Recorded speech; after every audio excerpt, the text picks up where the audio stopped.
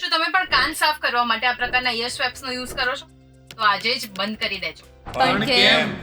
એનો જવાબ હું હેલી આજે તમને વિડીયોમાં આપવાની છું. આપણને એમ હોય છે કે આપણે કોટન સ્વેપથી આપણા કાનનો કચરો સાફ કરીએ છીએ, પણ હકીકતમાં આપણે ઇયર વેક્સને વધારે અંદર પુશ કરીએ છીએ. પણ ઇયર વેક્સ ઇયર ડ્રમ ઉપર ચોંટી જાય છે અને ઇયર ડ્રમ ઉપર લોડ આવી જાય છે. એટલા માટે ઇયર ડ્રમ વાઇબ્રેટ નથી કરી શકતું અને આના કારણે મે બી ઇન્ફેક્શન થઈ શકે, સિવિયર ઇયર પેઇન થઈ શકે એન્ડ ઇન વર્સ્ટ કેસ કદાચ સાંભળવાની ક્ષમતા ખોઈ બેસાય. ઇનફેક્ટ કોટન સ્વેપ્સના પેકેજિંગ ઉપર જ લખેલું હોય છે કે એ સ્વેપ્સને તમારે કાનની અંદર નાખવું નહીં. So it's a very risky thing. So please હવેથી કરવાનું બંધ કરી દેજો.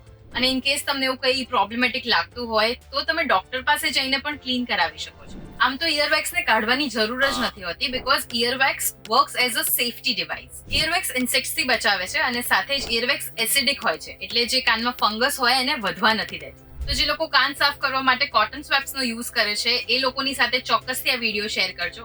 એન્ડ આઈ નો એ લિસ્ટ ઘણું લાંબુ હશે, તો શેર કરવાનું શરૂ કરી દો. અને આવા જ ઇન્ફોર્મેટિવ ન્યૂઝ માટે તમે જોતા રહો ગુજરાત સમાચાર.